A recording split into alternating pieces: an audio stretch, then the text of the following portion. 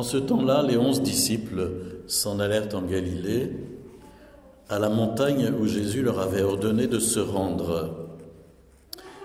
Quand ils le virent, ils se prosternèrent, mais certains eurent des doutes. Jésus ressuscité s'approcha d'eux et leur adressa ces paroles. « Tout pouvoir m'a été donné, au ciel et sur la terre. Allez, de toutes les nations, faites des disciples. Baptisez-les au nom du Père et du Fils et du Saint-Esprit.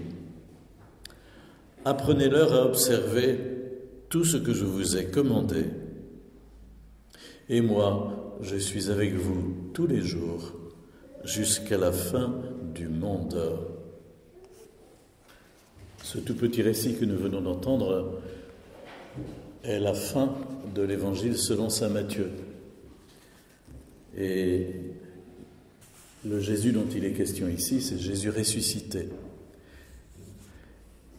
Et Jésus les envoie en mission, ses disciples. On nous dit qu'ils ont vu Jésus ressuscité, il est dit que certains eurent des doutes, qu'ils se prosternèrent devant lui, et que Jésus les envoya en mission en disant « Tout pouvoir m'a été donné au ciel et sur la terre, de toutes les nations faites des disciples », mais aussi avec cette mention du sacrement du baptême. Baptisez-les au nom du Père et du Fils et du Saint-Esprit. Ça passe par les sacrements, au fond, cette évangélisation de toutes les nations faites des disciples, non seulement par l'enseignement, mais aussi par la participation au sacrement et au sacrement du baptême qui permet de recevoir en plénitude déjà le Saint-Esprit en nous. Comme je vous disais tout à l'heure en commençant la célébration, nous chrétiens, nous croyons en un Dieu unique. Vous avez entendu dans la lecture de l'Ancien Testament, il n'y a pas d'autre Dieu que Dieu, ou encore Dieu seul est Dieu. Alors, je crois qu'on trouve 16 fois cette interjection dans la Bible, dans l'Ancien Testament. Donc la conscience vive du Dieu unique, ce qu'on appelle le monothéisme, un seul Dieu, voilà. Et puis en même temps, Dieu n'est pas unique au sens solitaire. Nous savons qu'il est communion de personnes, Père, Fils et Saint-Esprit. Alors vous direz, oh là là, c'est compliqué, j'y comprends rien. Là, je sèche, ça dépasse mes capacités, ça a tendance à chauffer là-haut, à chaque fois qu'on parle de la Trinité. J'ai le souvenir de, quand j'étais séminariste, la première homélie que j'ai faite, c'était sur la Trinité. Alors, j'étais pas bien parce que c'est difficile, pour une première fois, de prêcher sur ce mystère. Mais, comme je vous le disais tout à l'heure, il faut que nous prenions conscience que quand nous prions, nous nous adressons au Père du ciel, que Jésus nous a permis d'appeler Papa, Abba. Donc, il nous a permis d'être familiers avec lui. Nous prions le Père. En même temps, nous prions le Père avec Jésus et par Jésus. C'est Jésus qui nous a appris à le prier correctement à travers la prière du Notre Père. On ne va pas y revenir, mais vous connaissez Notre Père. Il commence par ces mots, Notre Père. Pas mon Père, mais Notre Père. C'est une prière, autrement dit, on a conscience d'être au milieu d'un peuple et qui s'adresse à Dieu comme son Père. Et c'est Jésus qui nous fait prier correctement. La seule prière qu'il a enseignée, ce n'est pas des petites prières qu'on trouve sur les images en fond de l'église, les prières pieuses, machin, truc. C'est le Notre Père, voilà. Et si nous prions bien le Notre Père, en prenant son temps, eh bien on s'aperçoit que, voilà, tout est dit. Et que la vraie prière, ça ne consiste pas d'abord à dire « moi, mes besoins, regarde dans quelle détresse je suis ». Non, d'abord on se tourne vers Dieu en lui disant « ton règne, ta volonté, ton nom ». Voilà. Et c'est seulement après qu'on lui dit « donne-moi le pain dont j'ai besoin », en particulier le pain eucharistique, ce que j'expliquais hier aux enfants qui vont faire leur première communion dimanche prochain. Donne-moi le pardon parce que je pêche contre toi. Donne-moi la force dans le combat spirituel et délivre-moi du mal. Voilà. Autrement dit, 3 choses que Jésus nous demande de demander et que nous n'avons pas forcément non plus à l'esprit. Parce que nous sommes certainement très souvent enfermés dans nos propres soucis, problèmes, etc. Enfin bref, il suffit quelquefois de téléphoner à quelqu'un pour s'apercevoir que la personne baigne dans son univers, mais elle ne rentre pas dans le nôtre, ou de faire l'expérience quand on croise quelqu'un dans la rue, pour se faire comprendre de façon juste, il faut quelquefois un certain temps pour se mettre sur la même longueur d'onde. Voilà. Pierre, chut. Alors, tu me troubles, Pierre, voilà, j'ai perdu le fil de mon homélie. Nous prions le Père par Jésus, par le Fils, et grâce à l'Esprit Saint qui les unit, grâce au Saint-Esprit qui habite en nous et qui nous permet de nous adresser au Père dans le Fils. Vous direz, c'est difficile à comprendre, mais il n'empêche, quelquefois quand je demande aux gens, est-ce que vous priez ? Il y a des gens qui me disent, moi, non, jamais. Non, jamais, je ne sais pas ce que c'est. Ça ne me vient pas à l'esprit. Mais est-ce que vous êtes baptisé ? Oui, je suis baptisé. Donc votre baptême est gelé quelque part. Il est congelé, excusez-moi. Il faudrait peut-être passer au micro-ondes. C'est-à-dire qu'en nous, il y a l'Esprit Saint qui nous permet de nous adresser à Dieu.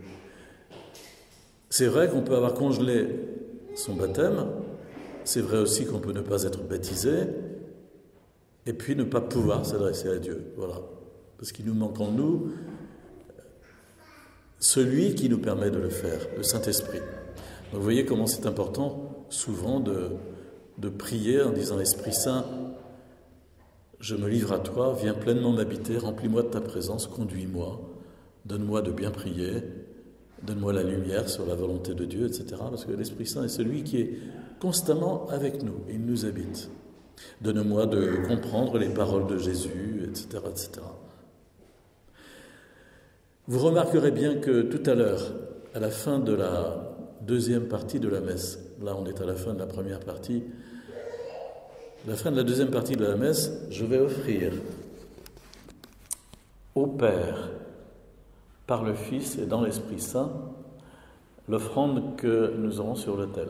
Par lui, avec lui et en lui, à toi, Dieu le Père Tout-Puissant, dans l'unité du Saint-Esprit, tout honneur et toute gloire. Voilà, ça c'est la vraie prière chrétienne. Elle s'adresse au Père, elle ne s'adresse pas aux éléments de la nature, hein. Non, aux énergies positives, machin, truc, aux guides, aux esprits guides. Non. Elle s'adresse au Père. Par le Fils, par Jésus, c'est pour ça que chaque prière chrétienne, au fond, se termine par Jésus-Christ, notre Seigneur, qui vit et règne avec toi, dans l'unité du Saint-Esprit, maintenant et pour les siècles des siècles. Ça fait un peu routinier, parce que ça fait un peu un truc appris par cœur, mais c'est parce qu'il faut toujours veiller à la dimension trinitaire de la prière chrétienne. Et on ne s'adresse pas aux éléments non plus. Quelquefois, quand je dis à certaines personnes, dites donc là, qu'est-ce que vous employez comme formule magique pour conjurer les brûlures ? Alors la personne me dit, voilà, je dis feu, je te conjure de perdre ta chaleur, comme Judas perdit ses couleurs en trahissant notre Seigneur. Je dis, c'est une prière ça ? Je dis, oui. Je dis, non, qu'est-ce que vous dites ? Feu, vous adressez au feu, vous adressez pas au Père. Vous avez en main une formule magique, c'est pas la même chose. Bon, mais voilà, faut être conscient quand même de ce dont...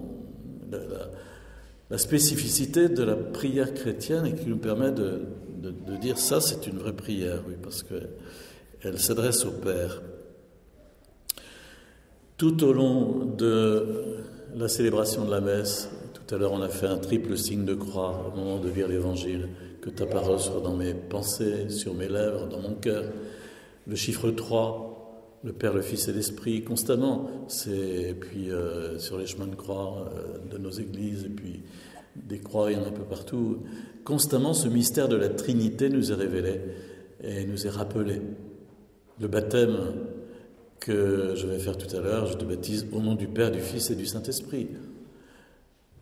Le sacrement du pardon que j'ai donné aux enfants avant la première communion hier, et moi, au nom du Père, du Fils et du Saint-Esprit, je te pardonne tous tes péchés. Vous voyez, constamment, on retrouve ce rappel de la Trinité.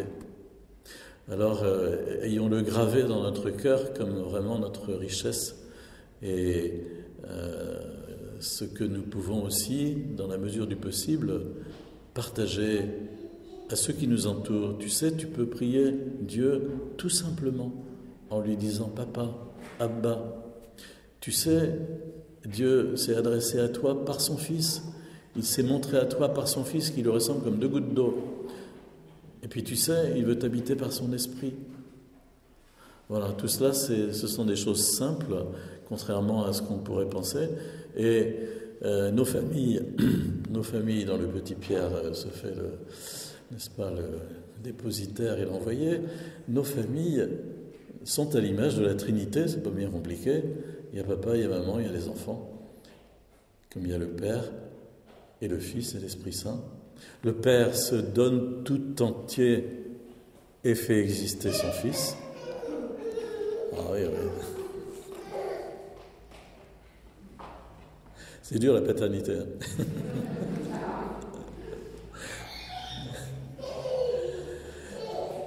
Le Père se donne tout entier et fait exister face à lui son Fils. Parce que c'est comme s'il se quittait totalement pour faire exister un autre en face de lui.